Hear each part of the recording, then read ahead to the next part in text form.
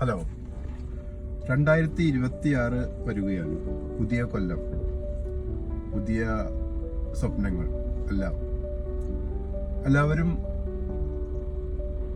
കൊല്ലം വരുന്നതിൻ്റെ മുന്നേ എല്ലാ സ്വപ്നങ്ങളും ഈ 2026 ഒരുപാട് സ്വപ്നങ്ങൾ പൂർത്തിയാക്കാൻ ഉണ്ട് എന്ന് പറഞ്ഞുകൊണ്ട് ഇരിക്കാറുണ്ട്. എന്നാൽ ഈ 2025 കടന്നുപോയി. 2024 നമ്മൾ ഇതുപോലെ ഒരുപാട് സ്വപ്നങ്ങൾ നെയ്തുകൊണ്ട് അതൊന്നും നടക്കാത്ത വിഷയങ്ങളുണ്ട്. അതുകൊണ്ട് നമ്മൾ ചെയ്യേണ്ട ഒരു കാര്യം, എന്താണോ നമ്മൾ ചെയ്യാൻ വിചാരിച്ചത് അത് നാളെ തന്നെ ചെയ്യുക, അല്ലെങ്കിൽ ഇന്ന് തന്നെ ചെയ്യുക. കാരണം നമ്മളത് ചെയ്യാതിരിക്കുന്നത് ഉള്ള മെയിൻ കാരണം അതിൽ എന്തെങ്കിലും തെറ്റുകൾ വരുമോ, കുറ്റങ്ങൾ വരുമോ, പ്രയാസങ്ങൾ വരുമോ എല്ലാം വിചാരിച്ചിട്ടാണ്. അതുകൊണ്ട് നമ്മൾ ചെയ്തുകൊണ്ടിരിക്കുക,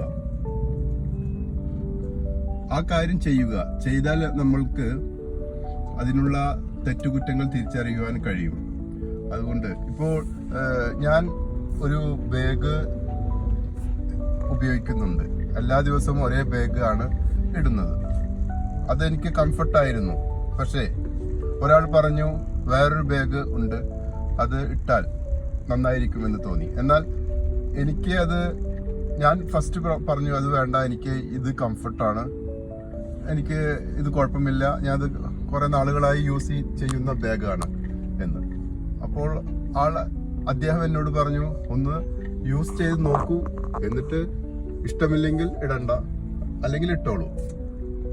ഞാൻ മനമില്ലാ മനസ്സോടെ അതൊന്ന് ട്രൈ ചെയ്ത് നോക്കി.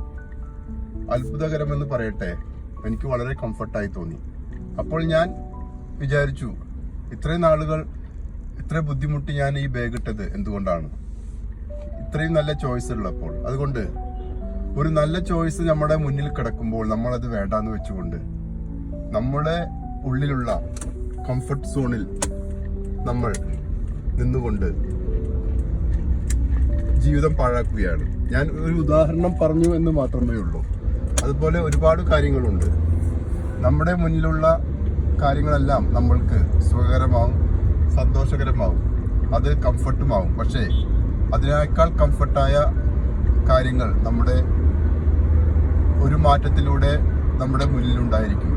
ആ മാറ്റത്തിന് വേണ്ടി നമ്മൾ തയ്യാറാവണം എന്ന് മാത്രം. Take care.